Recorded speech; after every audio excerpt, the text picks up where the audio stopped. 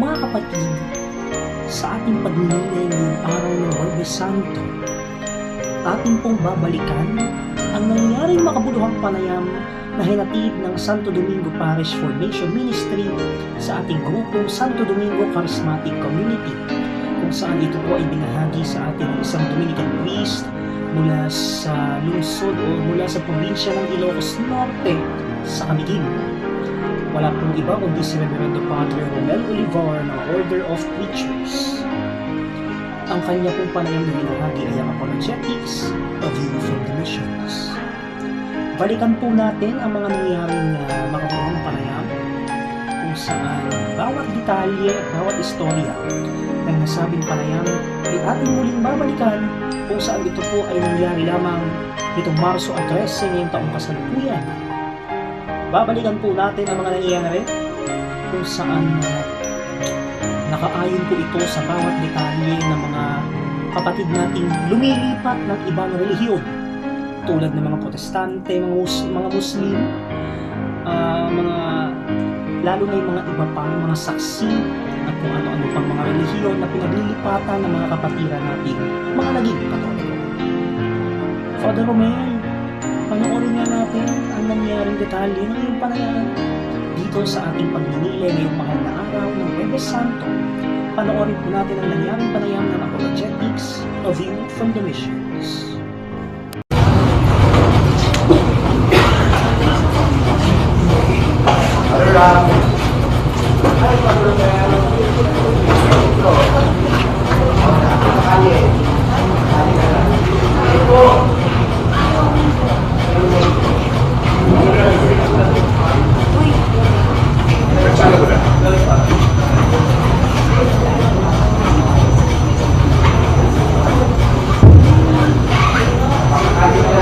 Good evening po.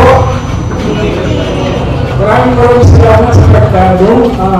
Sobrang nakakatuwa kasi it's one full parish together.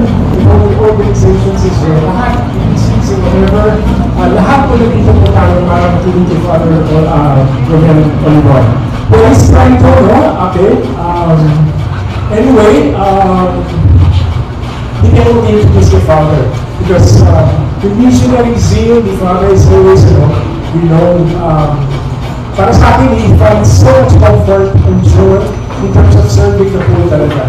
Kaya, pero, medyo mag-hold tayo ngayon kasi it's going to be starting the later. Okay? So, in the meantime, next naman kayo, sa bago mo eh. Kasi kung bago mo, iwan mo kasi guys ka lang. Okay, thank you so much again for being here. And in the meantime, okay, this is in behalf of Santo Domingo Charismatic Community as well as the Parish Formation Ministry. Okay, so welcoming you all to our monthly formation program. Anyway, continuing on for next month, April 17, we will have another talk, which is I think relevant to that. Ito po ay tungkol sa recognizing God's presence amidst suffering. So ito po yun siguro bagay din po sa Easter. Kasi it's, I think 2 weeks after Easter. So this is recognizing Christ's presence amidst mga trials po natin, amidst mga sufferings po natin. That will be on April 17 po. Okay? In the meantime, later on, I think Father will give us, after the presentation, meron Q&A or any reflections or any participation which you can voice out.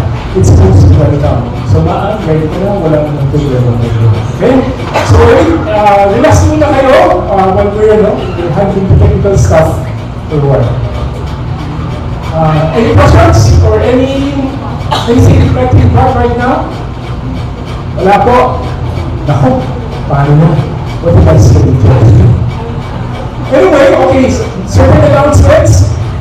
Tomorrow we will have our parish Lenten recollection naman po. Okay, this is after the 6 p.m. Mass. So tomorrow, pag po tayo again ng parokya, we will have our Lenten recollection. So this is right after our 6 p.m. Mass tomorrow po. So let's go po. Sana lahat na tayo nandito din po. Okay? So Lenten recollection, 7 p.m. tomorrow po. Okay? And then apart from that, I'd like to announce that our basic ecclesiastical group, community, will have its pilgrimage on March 28th. Okay, so March 28th, ang pilgrimage saan po? Sa Cavite Seven Churches po. Okay? So nandiyan po sila, nasa booth po along the corridor, so you can have your tickets. You can buy your tickets. Okay? Anytime on Sundays. Okay, are we ready na po? Sige, hindi ba? Any more announcements from the other parish ministries? Wala nang problema. Any other parish ministries that would try to, AP? Anybody who wants to, share anything? MLCs? Lay ministers? Okay, we have a cross-section. Nandito ang family life as well. Ano pa? GIL, meron ng people, lay ministers, DCs, San Domingo Chapel are all in. Did I miss anybody? Joel 9? Okay. Joel 9. Okay. Anybody else? Okay, anyway, we're hitting 8 o'clock already. Tawang-tawang ito sila, si Grace talaga. Anyway, okay. Okay, na po tayo, Father. Okay, this is Father Romel Oliver. Magandang po, I just open my cellphone para check kung mag-exit tayo sa oras. Alas 12 matapos. Yes. So, magandang gabi po sa ating lahat. I'm very much honored to be with you. It has been a long time since I was able to give a talk in Santo Domingo. I think it was before my ordination 8 years ago when I was able to give a talk to the Santo Domingo Dominicans. So it's good to be back. Kasi ever since my ordination in 2017, I spent 1 year in Manaoag, and then after that, I've been in Calayan Islands. I was the parish priest of Calayan, 3 islands, Calayan, Cagayan, Claro, and Tarapiri, from 2018 until 2025. And then last July 2025, I was transferred to Camiguin. That's the 4th island of the Pilipinas. And so, kaya ngayon, dati maputi ako. Ngayon, medyo itim na. Dati marami pang buhok, ngayon kalbo na. But God is good, and I know that He sent me here to be with you for an hour tonight. So I hope if you pardon me for kasi matagal na rin ako hindi nagbigay ng talks sa English. Most of my talks have been in Ilocano, where I've been staying. Kaya medyo nagugulol pa rin ako. Nagugulol na ako. Just a short background of my what we are about to share. So, in terms of formation, my academic formation, my inclination is philosophy, and yung specialization ko ay hermeneutics, which is the interpretation of texts, especially religious texts. And i-correlate ito sa tradition, and then later on sa interest ko sa apologetics. Kaya medyo makikita ko rin na this is an area that the church has not focused so much. Yung apologetics, when traditionally, Dominicans have been at the forefront of this ministry, which is right po. So the outline of this talk is what is apologetics, the history of apologetics, the mission in the Babuyanes, apologetics in context, insights, and then looking forward. Sino na po ang anyone here familiar with what we mean by apologetics? Has anyone participated in the apologetics ministry? Anyone? Para you can adjust yung sa kamo. Para hindi masyadong technical. Sir Nestor, have you had some sort of exposure dito? Good evening to everyone.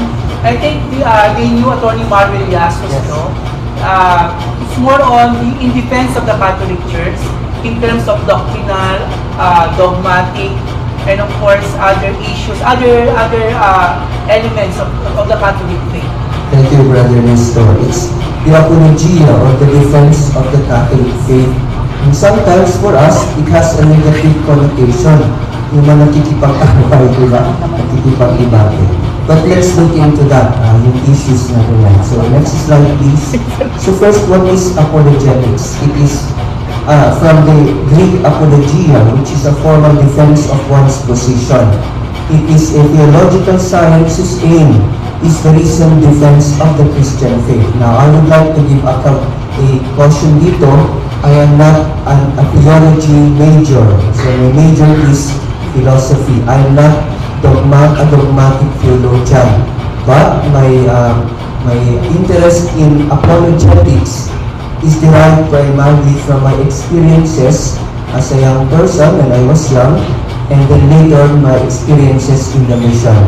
My orientation is not dogma going down, but from praxis going up. Bakit mahalaga ito? It does not come because truth is important, not just that truth is important, but rather because truth is important as lived in the life of individuals. And that's something sometimes that we forget. Now, let me give a concrete experience where I'm coming from. Nung ako ay na-assign sa Kanayan, there are two outstanding experiences that I can never forget relative to non-Catholics. The first is, mayroong isang matandang babae na very devout who comes to Mass regularly. But one time, she was not able to attend. And I soon found out na yung kanyang asawa who belonged to a non-Catholic sect, binubugbog siya. Kasi pinipilit siya na umalig sa kanilang grupo. So, pinipilit talaga, pinapalayas. The second experience is doon naman sa isang isla, Babuyan Claro, which became majority evangelical in the 2000s. Prior to that, for the past 400 years, they were Catholic. Pero noong 2000 o 1990s, dumating doon yung isang evangelical missionary, isang translator ng Biblia from the Greek original and Hebrew. Sinalin niya sa Ibatan, which is the language of the people in the Babuyanes. And because of the goodness of this evangelical translator scholar, he was able to convert the people there. 75 of the population of 2,000 plus became evangelicals, and only about 400 to 450 remained Catholics. Yung mga mayayaman at edukado, they became evangelicals. But the poor, most of them, they remained Catholics. Ang nangyari ay, when I went there, now as a member of a minority religion, I went there and I was expecting na magkakaroon ng antagonism between us. And I tried to forestall that possibility. Nagpunta ako dun sa elder ng church na ito, yung founder, first convert ni Dr. Marie Filipino, And this convert was an old man, Ilocano. And nagpunta ako sa kanya, pinakilala ko yung aking sarili. And at the beginning, he started sharing about his journey from Catholicism to evangelical. And then I also told him about my story. And then later we found ourselves crying, umiiyak about the goodness of God in having brought us to these particular aspects of our lives. He, from a Catholic to an evangelical, me, from a person na galing sa Ilocos, naging pare na asal ngayon sa Cagayan. And it was a beautiful experience. Later on, inimbitahan ko siya na magbigay ng sharing sa kapilya ng mga Katoliko. And it was a beautiful experience. Later, we also went to the chapel of the evangelicals, and it was again a beautiful experience. Now, why am I telling you this? To show to you that hindi one size fits all when we talk about apologetics. Apologetics, the defense of the faith.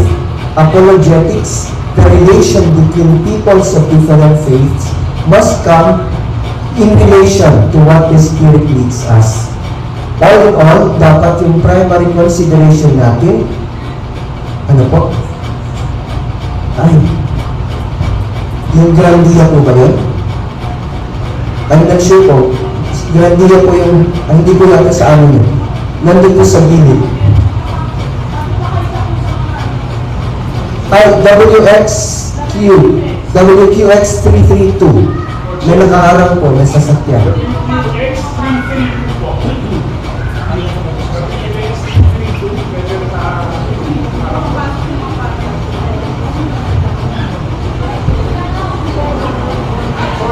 Okay, sige po. So, where was I? I was talking about the relation between us.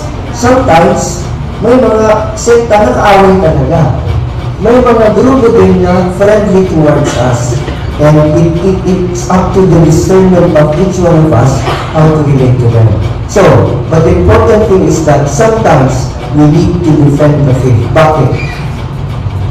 What is Catholic apologetics? It's the rational case we build for our Catholic faith, explaining and defending the truth of Christianity and more specifically Catholicism. Says here that the Catholic faith is the fullness of Christian truth as revealed by Jesus Christ. Yun yung turo ng simbahan, di ba? That the church subsists in the Catholic Church and all the means of salvation is possible only within her. The others are only ecclesial communions kasi hindi lahat sa kanila nandoon yung mga instruments of grace, except perhaps in an incomplete manner yung mga Orthodox. Next slide. What is Catholic? Next click. Not an apology in the sense of saying sorry, but in the classical sense of defense through argumentation by means of reason. Specifically, our instruments are sacred scripture, sacred tradition, magisterium, philosophy, theology, and even the natural and hard sciences. The goal is not to win arguments, but to lead others closer to Christ. Kahit nanalo ka sa argument, kung yung argumentation mo nakagawa ka ng kaaway, it's not the work of the Spirit. Rather, there should always be charity. I confess to you sometimes na talagang nagbabardag ng ano. So sometimes that's my feeling also. Kasi may mga grupo talaga na hindi ka kakantalan. So next po. Next. Click. And speak back.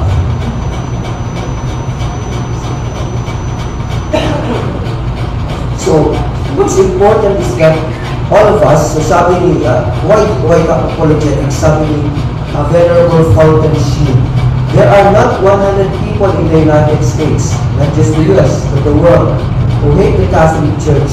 But there are millions who hate what they wrongly perceive the Catholic Church to be.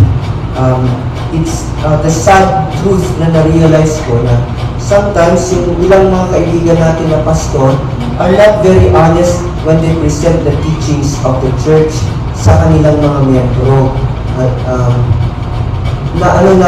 halimbawa, yung teaching natin about what the church is, itinuturo nila pala, marami sa kanila, they teach na para sa ating mga Katoliko, the church is just a building and not a community of believers.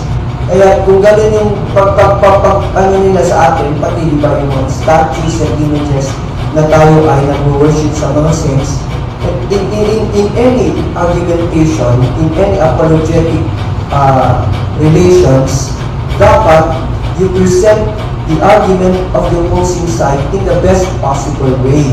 Huwag mong i-misrepresent yung kanyang position. Pero marami sa kanila, they misrepresent it. Kaya nasabi ni Venerable Sheen, there are millions who hate what they wrongly perceive the Catholic Church to be. No? Next slide.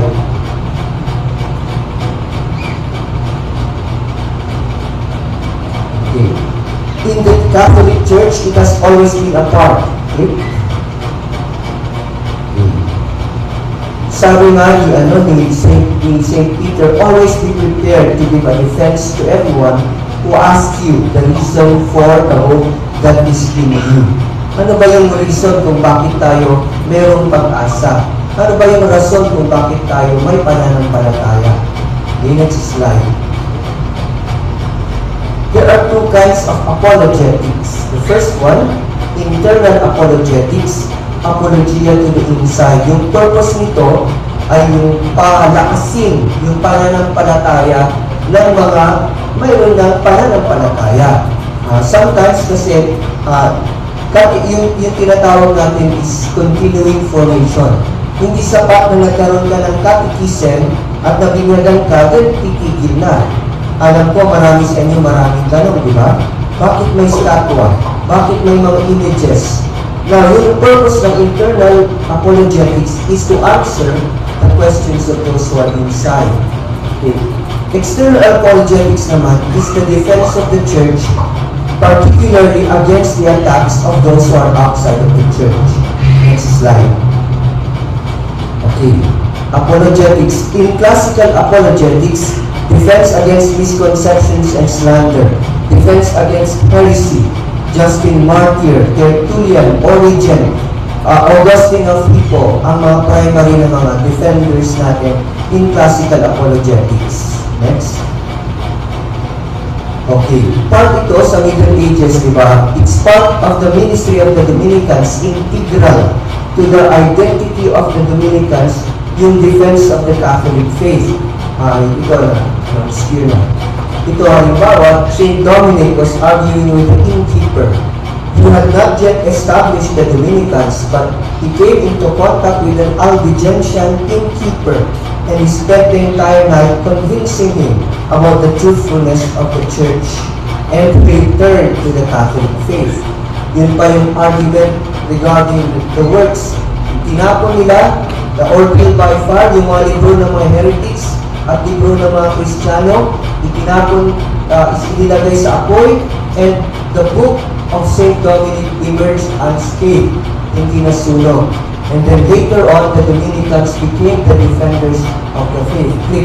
Kaya nga, ang tawag sa Dominicans, Domini Canis, the hounds of the Lord, the dogs of the Lord, whose bark and his bite protects orthodoxy, protects doctrine from false teachings. And next. In the Tridentine Church, this is in the 16th century, with the emergence of the Protestants, the focus now is to counter the arguments of the new communions. Anti-Protestant counter-offensive, di ba? Yung mga grupo na to, mga Lutherans, yung mga Presbyterians, Calvinists, Anglicans, ito yung mga apat na pangunahing mga Protestants. And then later, out of them, come the other thousands and thousands of non-Catholic groups. Yung mga born again and the Iglesia ni Cristo are now only a part of this strand of separation and heresy that split from the church.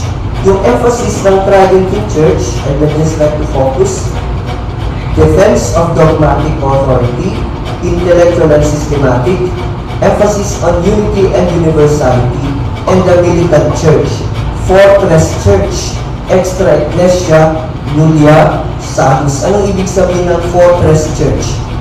Yung simbahan na to, ang lahat ay kalaban niya. Kaya yung ating mga simbahan during the Spanish period, ano yung structure niya? Massive, strong, fortress, hindi mapasok ng demonyo. Kasi yun yung image na gusto niya ipakita. Kahit anong sa gawin ng demonyo, anong gawin ng mga erehe, ng mga heretics, they will not overcome. So, a fortress mentality. At yung motto nito, have you heard this one? Extra, ecclesia, nulla salus. Anong sabihin? Outside of the church, there is no salvation. Sa labas ng simbahan, walang kaligtasan. Kung hindi ka Katoliko, ikaw ay mapupunta sa impyerno. But may mga limitations ito. It's not that strict.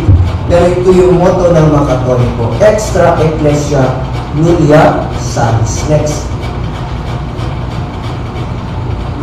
Post-Vatican II apologetics. So yung apologetics before Vatican II, it was essentially antagonistic.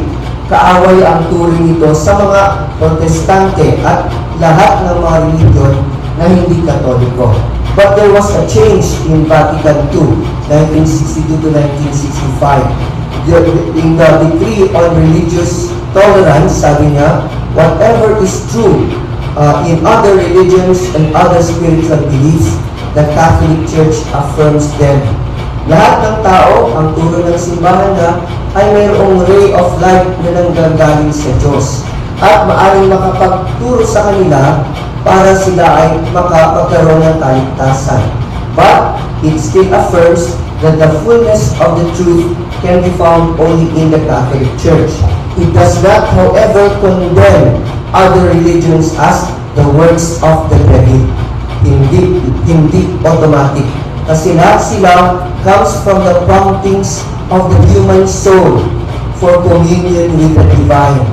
And because it comes from a true longing, then we cannot condemn it, although the expressions might be incomplete or obscure.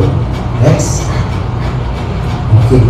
In the Philippine Church, after Vatican II nanghina yung ating apologetics, wala na masyadong nag-defend dito. Kasi nagkaroon nga yung idea, yung error na lahat tayo ay pare-pareho. Yung idea ng equality of all beliefs. Lahat tayo ay pumupunta sa Diyos, pero iba-iba yung paraan, iba-iba yung daan, which is an error. Hindi lahat ay pantay-pantay when it comes to God, because there are teachings that are simply incompatible. Okay. So, ngayon, after Vatican II, nanghina tayo, but with the rise of non-Catholic groups that are rabid in their attacks against the Church, apologetics is again slowly gaining traction in the Philippines. Para sa atin ngayon sa Pilipinas, ito yung mga pangunahin ng mga grupo, although there are also other groups. The Catholic Faith Defenders, Defensores Fidei, Catholic Faith Apologists, Catholic Faith Lay Apostolic Movements. Yeah. Karamihan ng mga defenders natin ay nasa Visayas and Mindanao. Siguro dahil may mga hindi Katoliko like Muslims and maraming mga born again and Protestant groups na nagpunta doon during the American period, kaya naging malakas yung apologetics doon. But now it is also gaining traction in Luzon and in Manila, lalo-lalo na online. Next. Some individuals engaged in polemical apologetics. Ito yung pakikipagdebate. We call this polemical apologetics. Pakikipagdebate.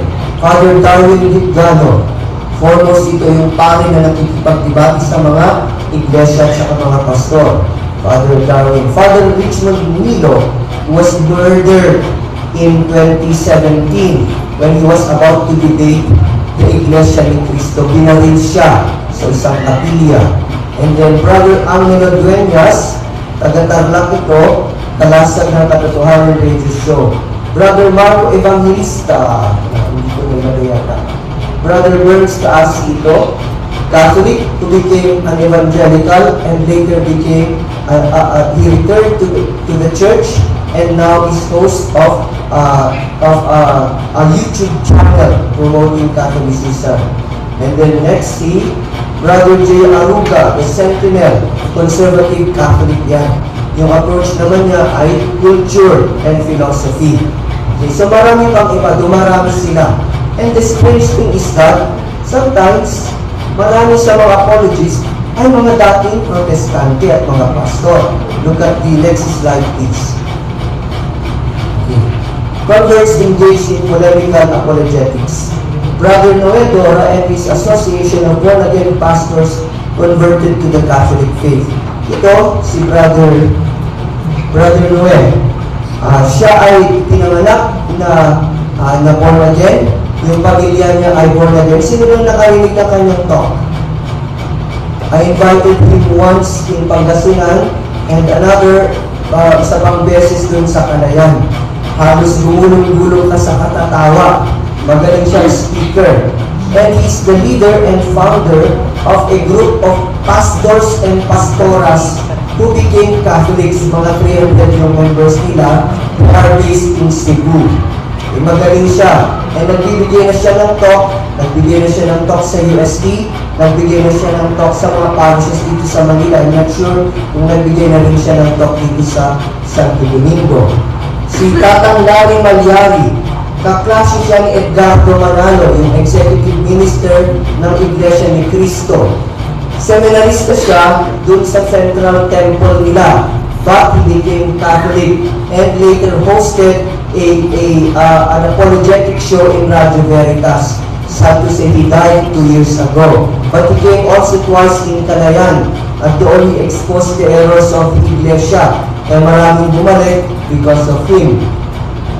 Ito naman si Brad Calix, Al Calixtro, is a Baptist pastor. He converted only last December 2024. He joined us in Calayan also last May of 2025. Marami rin mga Baptist ang naliwanagan because of his sharing. Ito naman mag-asawa, Brother Buga Krama, Sister Adrian Dora, who is the sister of Brother Noe.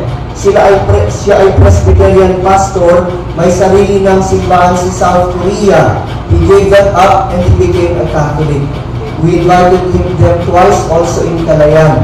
Very good. Ito yung mga ano. So look at this.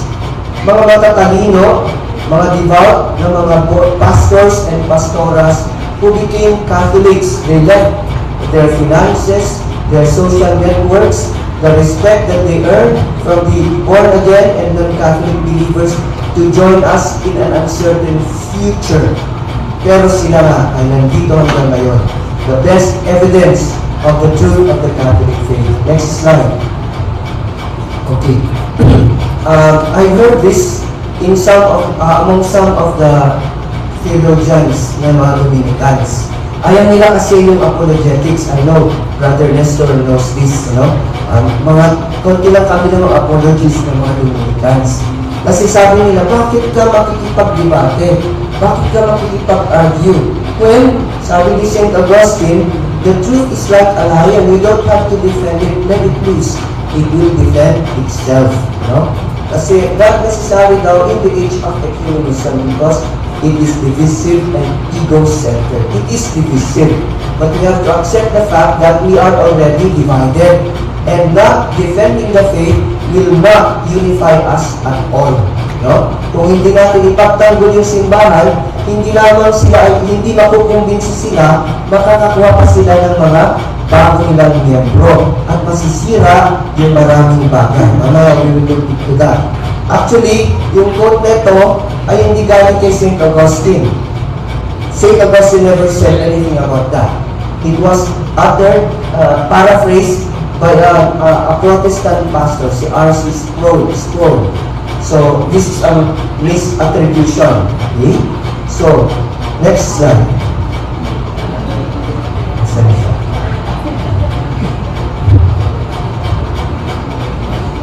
Okay. No, the truth is not like a lion. In the early church, the truth was something that needed to be defended. We had to defend the truth against the Pelagians. We had to defend the truth against the Arians. We had to defend the truth against the barbarians. In the modern world, we have to defend it against the atheists, against the Protestants, against those who favor abortion, euthanasia, divorce, LGBTQ. Hindi ba kailangan natin ipaliwanag? Hindi ba kailangan natin ipagtanggol? Hindi ba natin kailangan ipagpilitan na ito ang totoo? At hindi maaaring sabihin, okay lang. Kung ano yung gusto mong paniwalaan, okay lang. No. Otherwise, people will go straight into hell. And it will lead to many lives lost. No? Kung hindi natin ipagtanggol, kung hindi natin ipaliwanag. Next slide. Okay. Now, look. In the 1980s, the Second Plenary Council was already very specific on the need for apologetics, sabi niya. The coming of aggressive fundamentalist groups in great numbers to our shores, with the avowed aim of evangelizing Filipinos, has created a special problem for the Church.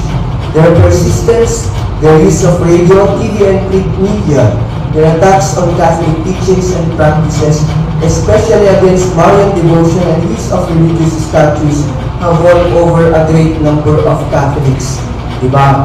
Dati, yung Catholics, we numbered about 87 to 85% in the 1940s. Alam niyo kung ilan na lang yung Katoliko ngayon? 78%. No? Every year, kumakonti tayo. And most likely, mas konti pa. Kasi yung iba, hindi na nila sinasabi na hindi na sila Katoliko. Okay, next. We must today be able and willing to defend our teachings on the public forum. And we need to equip the faithful so that they can defend their faith. Parish priests must support and encourage the training of lay Catholic faith defenders. This is an area where we, the priests, have failed you. Sino na sa inyo na may nagturo sa kaninyo kung paano sagutin yung tungkol sa ribulto? Sino sa inyo yung may nagturo na kung paano sagutin yung pagsabi na si Maria at mga santo ay Diyos-Diyosa? Sino na yung nagtumulong sa inyo na nagturo na yung rosaryo ay hindi pa ulit-ulit na dasal na walang kabuluhan? All of these are the attacks that they constantly use against us. But has there been a systematic explanation sa inyo ng mga ating mga kasamang kaparian about this? No? For most of us, the catechesis that we received ended after First Communion. Isn't that true? Sino sa inyo yung nagkaroon ng formation apart from what we have received in the charismatic? Nadagdagan yung kaalaman due to efforts by the parishes para madagdagan yung ating kaalaman. No, mabibilang natin siguro. Kahit gusto natin sagutin, pero nauutal tayo kasi hindi natin alam kung ano yung sasabihin. Ilabas lang nila yung Biblia, turo nila yung Biblia, nangangatog ka na, hindi mo na alam kung anong isasagot mo. Well, in fact, the Bible is ours, and all the answers are there. The only thing is hindi tayo na-train, hindi tayo naturuan. Okay. So next, sabi nito, yung PCP2 mismo, the lay faithful must be quick to explain and defend the faith. Actually, pati sa aming mga pari, kulang yan. Alam ba ninyo na sa seminaryo, walang training kung paano nasagutin yung mga protestante. Alam namin yung Biblia, tuturo sa aming mga Greek, Hebrew, Latin. Pero hindi kami nagfo-focus sa mga iba't ibang sekta. Kung sinabi ni Mauro de Jehovah's Witness ganito, sinabi ng iglesia ganito, sinabi ng Born Again ganito, hindi namin alam kung saan sila nanggaling. Hindi namin alam kung paano sila sasagutin. Kasi apologetics was removed as part of the curriculum. All in the name of ecumenism. Kapag nandun na rin kami sa mga parishes namin, na din kami. Kung dumating na yung ministro ng iglesia, may mga pari dyan na ayaw sumagot. Natatakot. Kung dyan yung pastor ng Born Again, naging pari din, nagkukubli. Kasi hindi rin niya masagot. It was not part of our training. Why? Because of the false sense of ecumenism. Let us be kind. Let us be gentle. And perhaps by our gentleness and charity, they will be convinced of the truth of the Catholic faith. Huh? But it's not always the case. It will not always work. You have to be a lion. You have to be a lion. Okay, huwag na lang ahas. Lion. Next slide. Okay, so apologetics in context. Where I'm coming from? Dito ako nang galing sa mga islands na to. This is Pabuyan Claro, this is Camiguin, this is Calupiri, this is Calayan, and this is Fuga. This has been the mission of the Dominicans since 1609. So, matagal na to, pero there was 150 years na walang Dominican na nagpunta dyan. And nakabalik na lang kami noong 1954. At alam nyo, there were many years na walang pari dito. Pero nanatili yung simbahan, nanatili yung pananampalataya ng mga tao. Lalong-lalo na dito sa Fuga. Alam niyo yung Fuga, ang laki ng simbahan, itinayo ni San Francis ni Father Jeronimo Morer. At doon nabuhay yung isang santo si San Francisco de Capillas, 1632 to 1639. Mamaya makita niyo yung picture. Ang laki ng simbahan. Umalis yung mga Dominicans noong 1745. After that, wala nang pare na nakatira doon. Pero yung simbahan at mga pananampalataya ng mga tao, it remains to this day.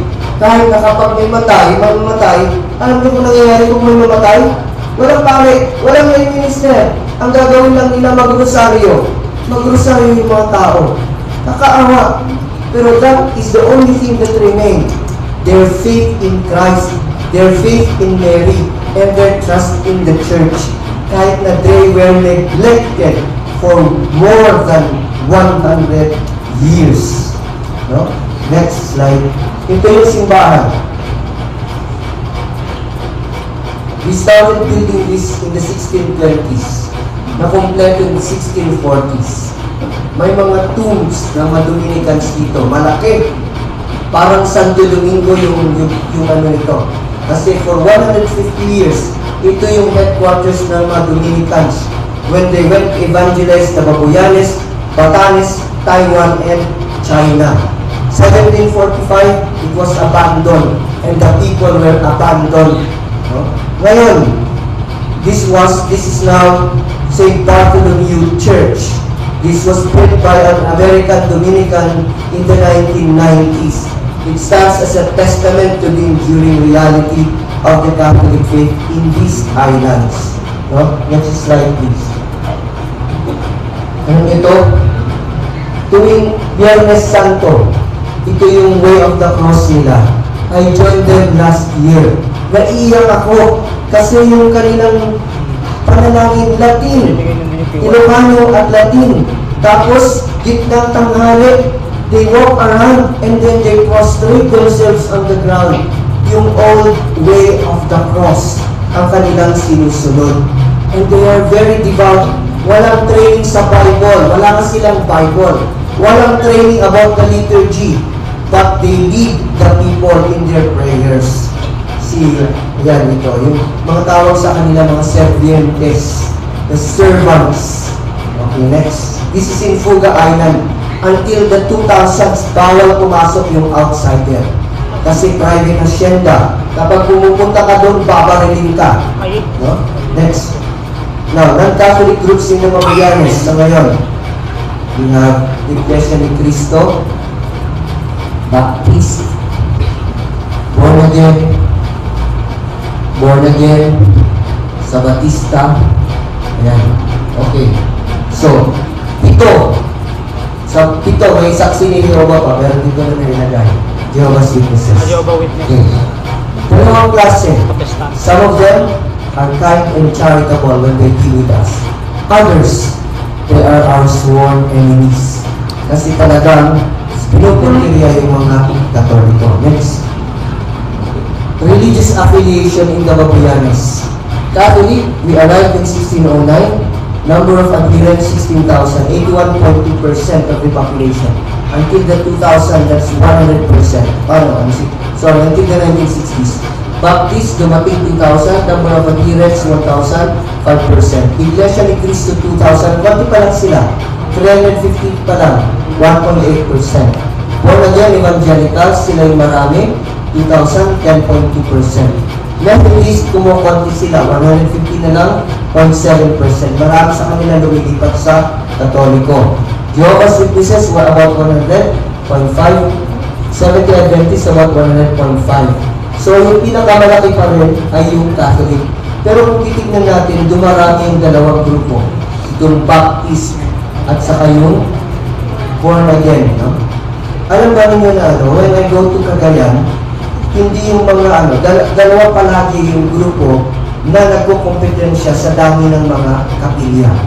Una, Iglesia ni Cristo, pangalawa yung Baptist. Hindi lang ito nanonotice, but they are the most aggressive when it comes to evangelization. No, tatlo actually. Evangelicals, the born again groups, Baptists, and the Iglesia ni Cristo. And they are open in their attack against the church. No? Okay, next. What about in the whole Philippines? Until the 1960s, 84% are Catholics, Islam 45%, Iglesia ni Cristo negligible, Aglipay, high, born again churches 2.3%. 2010, Catholics, in the space of 30 years, it's now bumaba ng 4%. Islam, tumaas ng 2%.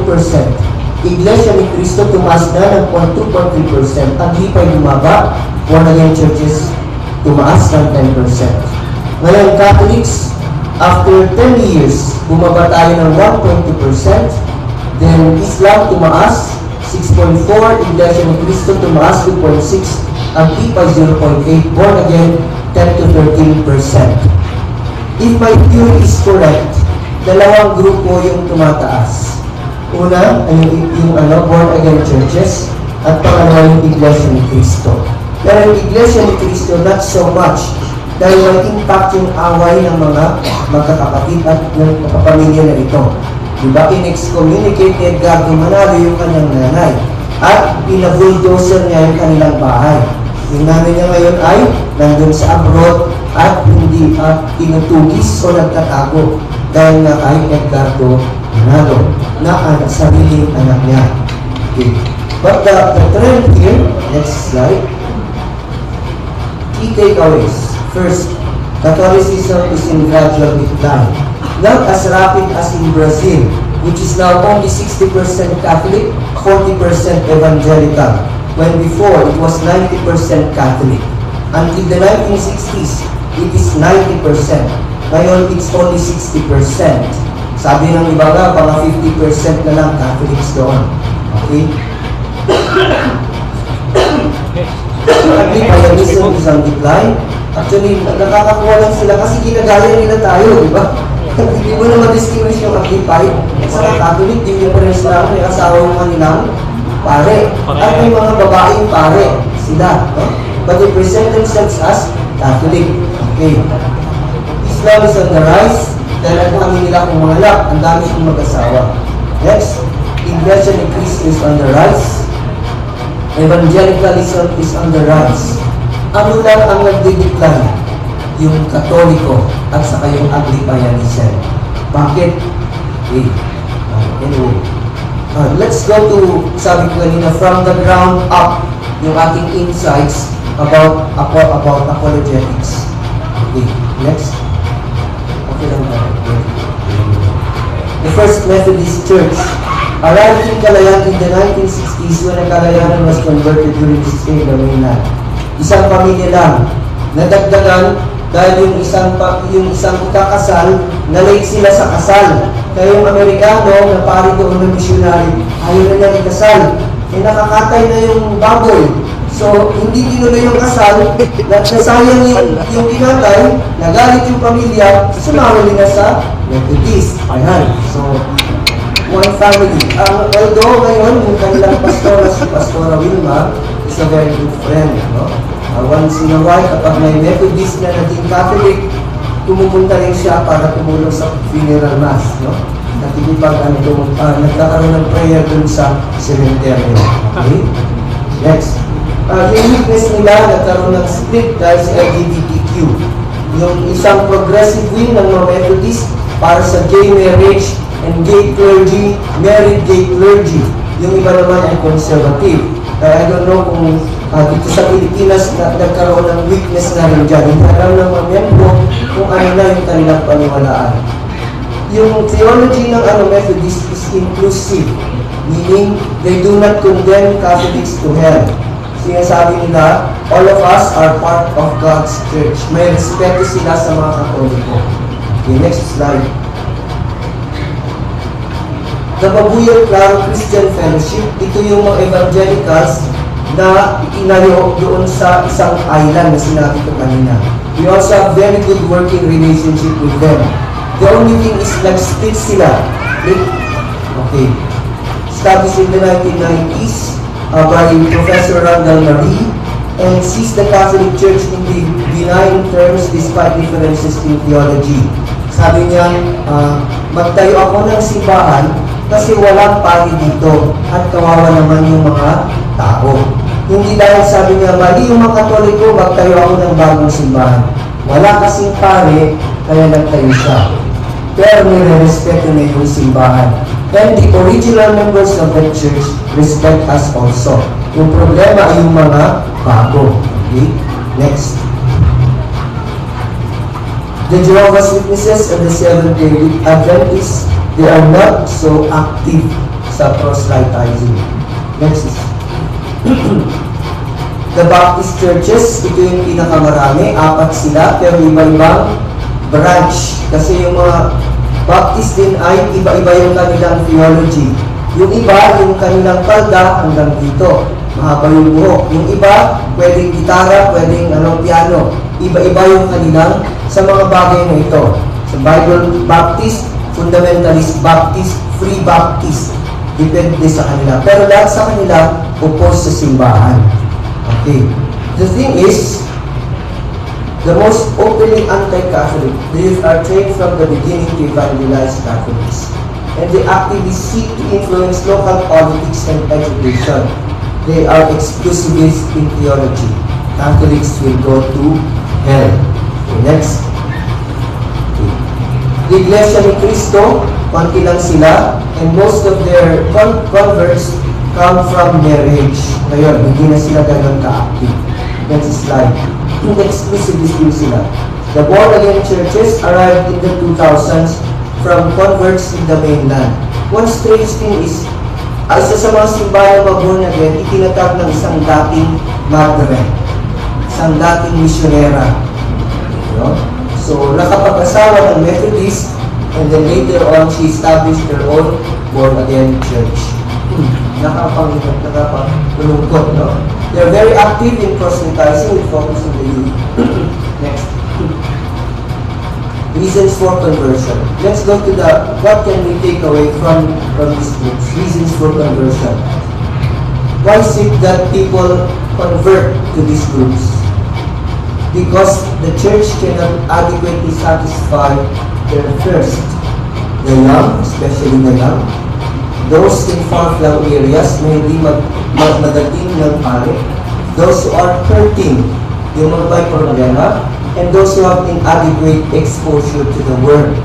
The thing in many of the areas, even here in Manila, misa lang yung kayang ibigay ng pare.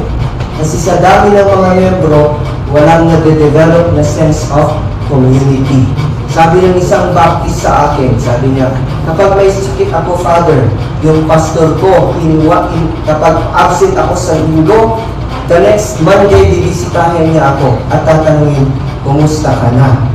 Yung pare, dati, kahit may mamatay sa pamilya namin, pupunta lang kapag, dun sa simbahan kapag pinilibing.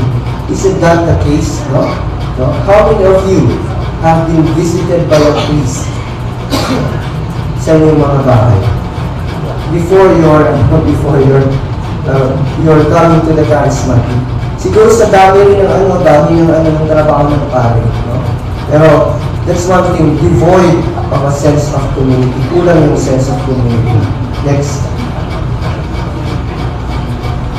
Reasons for conversion: lack of catechesis and formation of adults, lack of priestly presence, bad experiences with some members of the church, bad experiences with the priest. May mga ganun sa mga pare. Merong isa na isang teacher na lay minister, may binyag ng kanyang anak dun sa bundok. So, nagkatay na siya ng baboy, same experience, expecting na darating yung pare. Umulan, hindi kaya ng pare na maglakad. Kasi ito ay from Manila. So, bundok. So, hindi nakapunta.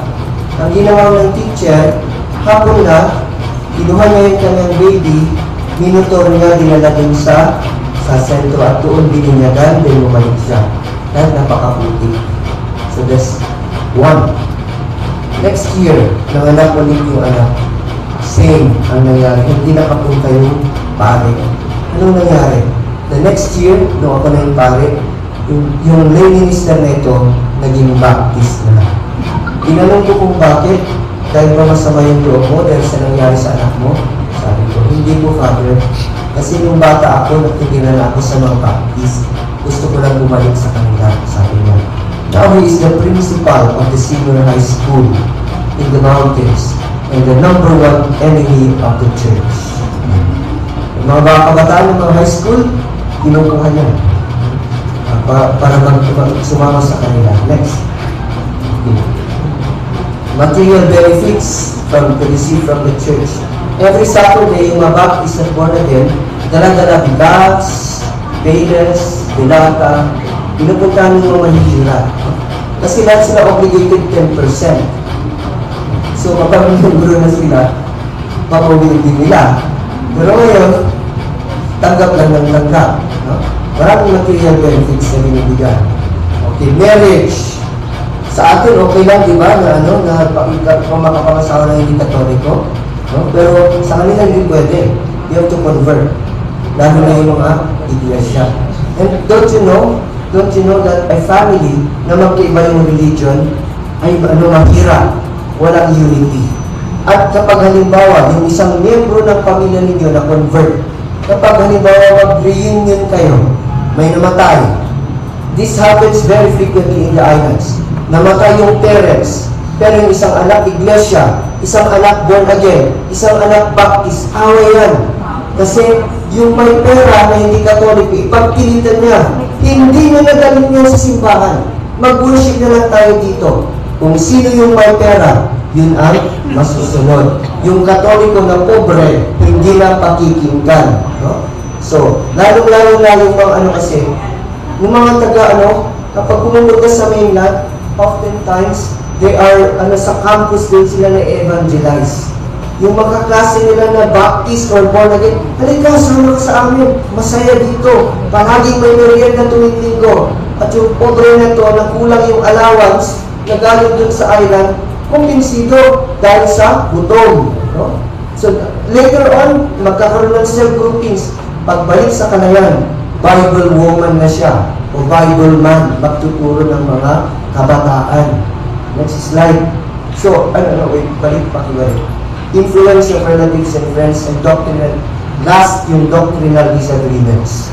Makikita natin, pati dito sa mainland, oftentimes, yung pagsimula ng pag-anig sa kanila, friendships. Kaya mga born again, di nyo nakikita, yung mga taga-welcome, yung pinakamaganda at yung pinaka-gwapo. Diba? Tayo, sinong nag-welcome sa atin? Yung magwapo ba o magaganda? Diba, gwapong matatanda? Magagandang matatanda, pero matatanda, no? So, makita niyo yung witness natin yung isa, no? So, ayan, next. Okay. Results, effects of conversion. Positive effects. Nagkakaroon ng increasing fervor. Bilib ka naman nagbabago sila. Hindi na manginginom. Hindi na nangubugbog ng asawa. Palagi nang hawak yung Bible. Mabait na sila. Pero nagkaroon ng isang bisyo. Anong bisyo? Atakihin yung Katoliko. So yun. Inalis yung pag-iinom, pero umatake na sa Katoliko. Ayan. Okay, next. Negative effects. Profound divisions in the family. Nawala yung unity. All Saints Day, umuwi sila lahat. Walang prayer, walang mass. Christmas, umuwi sila. Away-away iyan. May namatay, away-away iyan. Bakit? Magkakaiba na ng pananampalataya. Religion is supposed to unite, religare to connect. Religion instead has become a cause of division. Kaya kapag yung anak ninyo nagsisimba sa mga born again, huwag niyong sabihin, magiging mabait iyan na bata. Yes, magiging mabait iyan. Pero kapag namatay kayo, hindi niya kayo dadalhin sa simbahan. No? Kahit sabi niyo, dalhin niyo ako sa simbahan, hindi niya susundin yan. Kasi marami sa kanila ay mabaptist ng mga born again, Pentecostals, gawa ng demonyo yan. Walang magsisimba, walang magdadala sa inyo sa simbahan. Next, lack of coherence in the local community. Nadi-divide yung barangay. Nadi-divide, pati nga sa school nadadamay. Kasi kapag JS Prom, sa barangay dito, tuwing JS Prom, may mga iglesyang bata na gustong magsayaw. Gustong magsayaw. Yung ministro nila umiikot sa gym. Umiikot sa gym. Tinitignan kung sino yung mga iglesia ng mga kabataan. Tapos tatawagin niya at sesermonan. No? Kapag may fiesta, kahit hindi tatapat yung fiesta sa araw ng fiesta ng santo, ayaw magbigay ng contribution. Ayaw tumulong sa paglilinis. Kapag may activity yung simbahan para dito, ayaw nila. They set themselves apart. Yes, we respect them. But nagkakaroon na ng yung iba pa nga yung turo ng pastor, huwag kayong bumili sa mga Katoliko. Bumili kayo sa store ng mga kapwa natin na Baptist. Para yung kita mapunta sa kanila, mapunta sa atin. We do not teach that, diba? Pero sa kanila, no? So, yung mga methods na to, okay? Cultural severance of members and loss of their heritage. Nawawala yung mga panasal sa patay, wala yung sense of community sa Pasko at sa fiesta. Weakening of church influence over politics, education, and morality. Sa politics, halimbawa, barangay elections later. Ngayon, nagkakanvas na yung mga iglesia kung sino yung kanilang biniboto. Tayo, do we vote for those who are good Catholics? Or do we vote because they follow Duterte? No? Or we vote because they follow Lenny? Or we vote because they follow Bongbong? No. Focus also on the goodness of the person. No? And their position also relative to the church. Okay, next. Responses of the local church. This is now the point that I would like you also to consider in how you can build the church. Creation and strengthening of the PECs sa inyong mga lugar. Regular house visitation conducted by the priest and the officers of the PEC. Kayo, may house to house ba? Okay, charismatic, maganda po yan. Third, building of chapels and installation of local leaders and ministers. Employment of a full-time paid catechist to assist the volunteers. Invitation of apologies from the mainland. Dito, lalong-lalo na dito, marami sana kayo pwedeng tawagin. Open it, wag lang dito sa Santo Domingo. Punta kayo sa mga streets natin and have a speaker, a good speaker, dating pastor, dating pastora. Para makita nila na yung movement is not just Catholic becoming non-Catholic, but also pastor and pastora nagiging Katoliko. May pare na bang nag-born again? Wala. Pero maraming pastor na naging Catholic. Okay, next. Okay. So, this one is an Iglesia ni Cristo na sa isang area. Naging iglesia sila dahil nag-away yung isang pamilya ng mga born again. Kasi hindi sinuportahan yung kandidato ng pamilya, born again sila lahat, pero yung isang branch ng pamilya ay hindi sinuportahan yung kandidato. So, naging iglesia na lang sila. And ngayon, sinusubukan natin sila na pabalikin sa simbahan. Next group. Yan. This one, ginagawa rin namin sa mga streets. Magkaroon ng mga lectures about church history, about where the Bible comes from, about teachings na disputed. Pwede nyo gawin yan. Madali na lang, di ba? Mayroon ng PowerPoint na madadownload ka sa internet. Ipanawanag mo na lang, magbasa ka. Pwede yan sa ating lahat. Don't rely kay Father Simon. No? Busy na yan. Marami nang gagawin. No? Stress na stress, buti na yan. Hindi pa nakakalbo si Father Simon. So, ayan, maraming gagawin tayo. Tulong-tulong, dapat tulong-tulong. Okay. Next. Okay. From my experience, kapag proactive yung mga tao, kapag tayo ay naniniwala talaga sa simbahan, naniniwala na nasa atin yung daan para mapabuti yung kaluluwa at maibigay ng kaligtasan ng mga tao, people respond. They respond to fervor. They respond to devotion. Pero kung yung sa tawag namin sa Ilocano, parparaw-paw, kung ganito lang yung nagtatampisaw na bata, hindi kailangan mo sumisid. Kailangan part ka. Lalo-lalo sa ating mga pare. Diba? The priest should smell like the sheep. Hindi dapat nagkukulong sa kumbento yung pare. Kasama dapat ng mga tao. At gawin dapat, hindi lamang nag-aantay kung anong sabihin ni Father. Dapat mayroon din initiative, Father, gawin natin ganito. No? That's what I like in the mission. Kung ano yung ibigay ng pare, dadagdagan at hihigitan nila. Magbigay ka ng nakasolicit ka ng 2,000, magko-contribute sila ng 5,000 para sa mga projects. Kasi whatever the priest gives, when the people notice the dedication of the priest, they will double and they will triple it. Hindi ba? Hindi ba? Pati kayo, di ba? At pati yung mga pare, they are inspired by the dedication of their members. So sana, iron sharpens iron, sabi nga nila. Fire begets fire. So dapat nakikita yun sa ating lahat. Especially in relation to our lukewarm members. Okay. Actually, sa mga bagay din na nanonotis ko, increase in parish income. Father Simon, di ba? Lagi nagkukulang yung pera.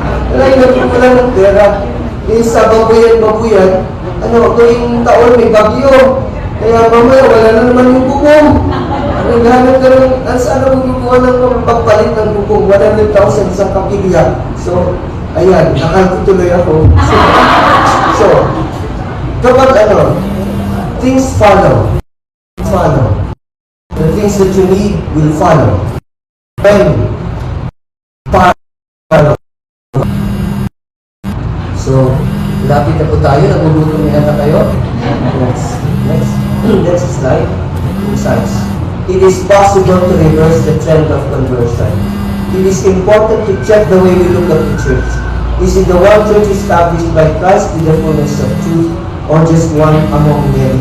Kapag wish-wash yung pananampalataya mo, you cannot expect others to believe you. Third, important to check the way we look at conversions. Movement of the Holy Spirit, the one who Diabolos.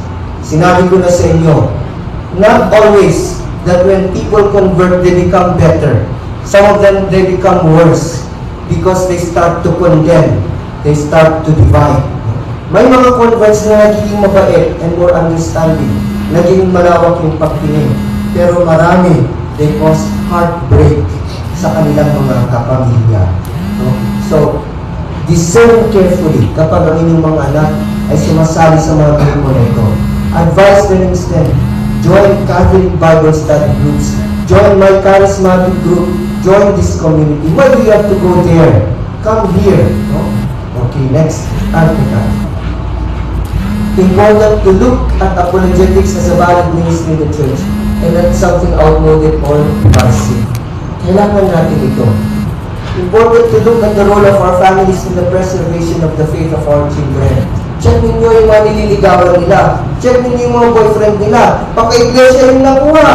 Ay nako, malaking problema kung iglesia yung mapapakasawa ng anak ninyo. Ihihiwalay kayo. I'm not demeaning them. Pero ito yung totoo. Hindi lang ihihiwalay, pati pera ninyo. Mapupunta 4 na beses na abuloy tuwing linggo. Significance of catechesis and continuing formation in the public schools and parishes. Need for the Catholics engaged in the ministry of apologetics. Next slide. Okay. Focus on internal apologetics. Tayo. Teach one another. We learn. Second, external apologetics. Not all groups are friends in the ecumenical movement. Some must be seen for who they are. Enemies of the faith, whose goal is power and control. No? Anong grupo dito ang gustong kontrolin ang lahat ng branches ng gobyerno? Nakikita ninyo ngayon sa politics natin kung paano pinagpipilitan ng isang grupo yung kanilang perspective, pati na yung kanilang kasinungalingan. So, be very careful. Not all are equal partners in the ecumenical movement. Respect them, but some of them are instruments of the diabolical. Let's be honest about this. No? Next. So, the third, last. Strong Catholic identity through doctrine, worship, and morals. So, to end, punta na lang tayo sa last. Ngayon, mayroong resurgence of Catholicism dun sa West. And I'm sure it will follow din dito sa mga kabataan. Ang daming mag-convert sa West. America, Europe, ang daming pumapasok sa simbahan. It will follow also dito sa Pilipinas. Let us pray for that. But, we have to make sure that the Catholicism we give to our young is not the feel-good Catholicism na sinasabi, okay lang kahit anong gawin mo. Okay lang, basta hindi ka nakakasama. Hindi dapat ganon. What we have to ask of them is a religion that teaches them virtue, to aspire to become better than who they are. Yung challenge, people love a challenge. You know, yung sa be holy, diba? Yung challenge, be holy as the Lord your God is holy. The point is, we are Catholics. We are not like everyone else. We have to, si Father Norbert, ito yung sabi niya. There's one group ng mga Dominicans na nagtanong ko, ugali niya kasi na kapag may mahirap na question, palagi niyang tinatanong yung mga Dominicans. May nag-complain yung mga Dominican na estudyante niya kasi napapahiya sila kapag hindi sila makasagot. Father, bakit naman kami ang palagi mong pinupuntirya kung wala nang makasagot? Napapahiya kami, sabi niya. Sabi ng estudyante niya, sagot ni Father Norbert, you are Dominicans. You will be professors. You will be teachers. You will be advisors. You will be leaders. You are not like everyone else. So we expect more from you. That should be the perspective for us Catholics. We should be more. We should be aspiring for greater holiness. Para kapag makita ka ng mga tao, hindi naman sa pinangangalandakan mo, pero the way you speak, the way you move, the way you think, makikita nila that you are inspired by the God in whom you believe. No? Kita nila, evident yan. Like the light that came from Moses when he came down from Sinai. So that, yun lang po. Salamat po. So ito yung simbahan namin sa kanila. At yan yung mga ministers namin. Okay, so, for mayroon pong tanong or let's open some comments or some reactions. Yung iba, kagaya ko na medyo tumatanda na, inaantok na. Alas 9, tulog na ako. Kaya nagigising ako, na-stress. Ayan. So, may mga reactions po or comments, insights. I didn't focus so much anymore how do we respond to statues, mga attacks, You can research that sa internet. Madali na lang ngayon. The only thing is, I would like you to think that you are part of this movement to explain and defend the church. Meron po? Brother Mark, meron po? Father Simon, I heard he's going abroad. Magandang gabi po sa inyong lahat. Muli palakpakan natin si Father Robert Olivar. No? Kami po ay nagkasama ng napakaikling panahon lamang isang buwan. Dahil noong 2018 po, na-destino din po kami sa Kalayaan. Si Brother Aboy, si Brother Ace at si Brother Leo po. No? So nakita namin kung gaano kasigasig, gaano kasipag si Father Romel doon. At naalam nyo, na ipinento niya sa inyo, no? Paanong walang nakapasok na Iglesia ni Cristo sa Kalayaan. No? So, ganoon katindi ang paninindigan at pagtatanggol niya sa pananampalataya natin. No? Kaya palakpakan ulit natin si Father Romel. No? So sana, mga kaparokya, no? yung sigasig, yung itig ng pananampalataya na nakita natin kay Father Romel. No, paglabas natin dito sa Santo Domingo, no, tayo rin nagliliwanag, no, na mahawa natin yung iba na maging mapanindigan sa ating pananampalataya. No? Kasi marami nang naligaw. No? Alam, Father, meron po kami, nandito po sa ating kami, meron po tayong sitwasyon sa ating parokya, 10 years ago na po, na meron po tayong fake priest na yung Assyrian, sabi niya Assyrian siya, tapos sabi niya Benedictine siya, sabi niya ay ano, ngayon po ay meron kaming struggle, nahihirapan po kami doon sa Victory Saradong Gate kasi for 10 years nagmimisa na po siya doon, saka sa likod po ng Funeraria Pass ay nandun po siya at pinagtatanggol na po siya ng mga tao kasi 10 years na po sila. No? Yun lang din po ang nakalulungkot sa parte natin mga pari kasi sabi nila mahirap kumuha ng pari sa Santo Domingo. Nasusungit ang mga nasa opisina, tapos magta-tricycle ka pa, tapos hindi pwedeng walang sasakyan daw yung mga pari pag sinusundo. Tapos hirap na hirap silang kumuha ng pari sa atin. Kaya kumukuha sila nung tapos ay mahal lang nila yung pari kasi 10 years na pari. No? Pero ang ano natin doon ay siya ay nagpapanggap. No? Marami siyang kasinungalingan na sinasabi. Kaya hindi ko alam kung ano ang mga susunod na mangyayari, pero nung ginagawa na po kami mga ano tawag dito, mga steps, no? Or hakbang. No? So sa ano natin ay sana po, no, ay patuloy tayo na maging masigasig din at maging maintig. Tama yung sinabi ni Father kanina, no? Sana huwag laging nakaasa sa pare, laging naman sabi ni Father, no? Dapat kayo rin mismo. At yun po, sa loob po ng 3 years na pamamalagi ko po at pagpapastor sa kanila, nakita ko po na nag-i-spark na po. Alam niyo po ba, meron po kami bagong prayer room o kapilya.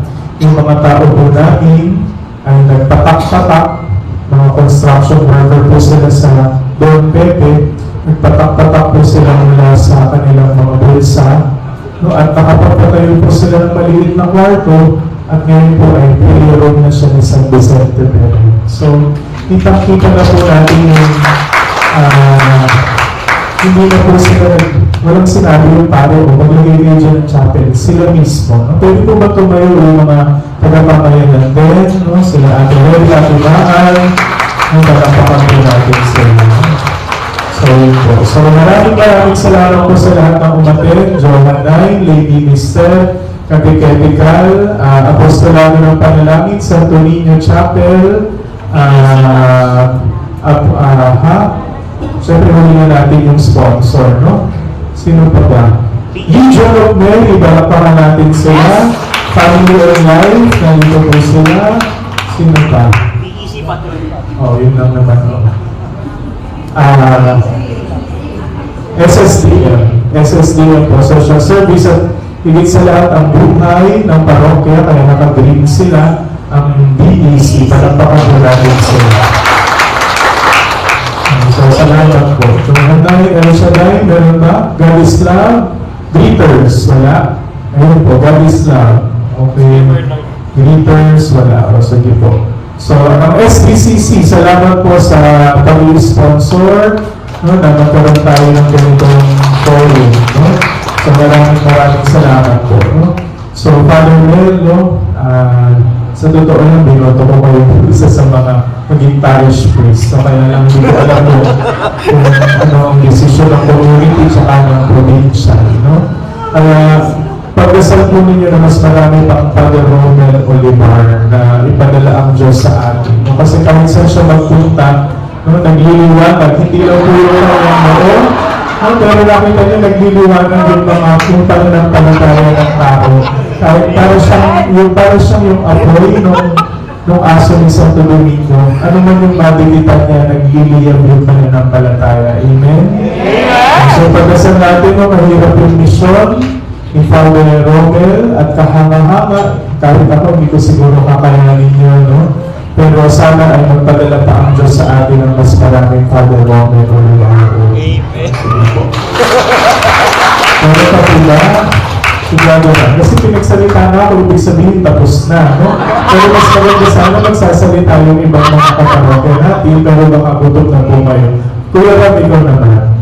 Sige po. Pakinggan natin ang ating Formation Ministry Head na hindi sinabi ng pare, pero initiative po rin ito, no? So, palakpakan natin si Brother. Salamat. Kasalanan ako, isang napaka-importante, March 22 pala, meron tayong, buklod na sa buklod na sa meron tayong buklod aral, March 22, Beatitudes, no? Ito po yung vocation to Beatitudes. Ang speaker po natin ay none other than Father Simon Kiperans. So this is our March 20, Sunday, 1:30. Nandito po. So please try to attend this special Beatitude session po. Okay? So, ano sasabihin ko? Sabihin mo nila. Siguro meron akong sasabihin ay yung paghanga niya kay Father Romel. Kasi makikita mo sa post niya, makikita mo yung tunay na missionaryo. Ano ibig kong sabihin? Okay? Makikita mo, he's trekking the mountains. Just to go to his mission. Katapos, nagbabangka, sumasabay, kung ano nang ipahakla, pupunta, para makiisa sa kanyang mga parishioners. Ibang klase. Sobrang down to earth, sobrang in touch. Kumbaga, there's such a thing as yung religion at its roots na talagang sobrang palpable, sobrang relatable, sobrang sa nature. Makikita mo yung sense of nature, sense of yung simple talaga, which is the most beautiful thing as I think. So yun lang naman. So pagkakahanga ko, hindi lang kay Father Romel, kundi yung presence ni Father Simon sa ating parokya.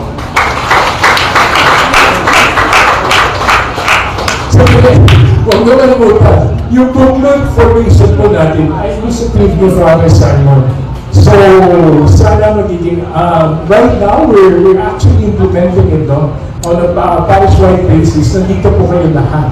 So, sana magkakontinue po natin information kasi NS po yun talaga. So, sana yung, kung meron man yun, yung tinutulong Father Simon sa atin, tuloy-tuloy po tayo yung formation po. Wala walang kapatid. Okay. So yun lang po. Thank you so much. Kung dahil na sinasabi mo. So yun po. Okay. Thank you so much for everybody. Father Romel? So salamat po, and Brother Mark. I'd like to take this chance to say thank you to Brother Mark and to the others who are helping us in the mission. In the past 6 years, we built 6 chapels because of all of you who supported us. Wala po pala. So, thank you po. Salamat for the chance to be here.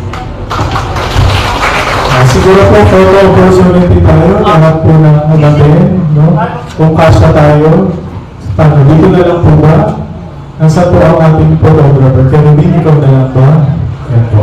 Sige, tayo po tayo lahat. Doon po tayo sa gitna. Yan po. Tapos ang hanap po.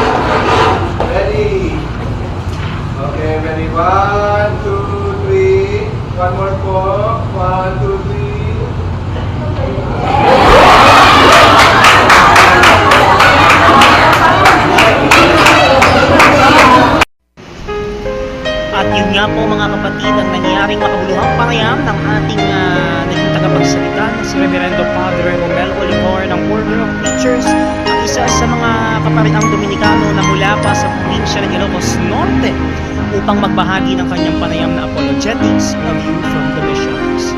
Maraming salamat sa pagsama ninyo sa ating pagninilay ngayong gabi upang balikan ang buong detalye ng nangyaring makabuluhang panayam na hinatid ni Reverendo Padre Romel Olivar ng Order of Preachers. Sama-sama na naman po tayo muli for another round of pagninilay dito sa ating mga makabuluhang panayam ngayong mahal na araw.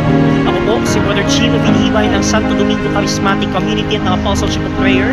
Maligayang araw po sa inyong lahat ng Semana Santa.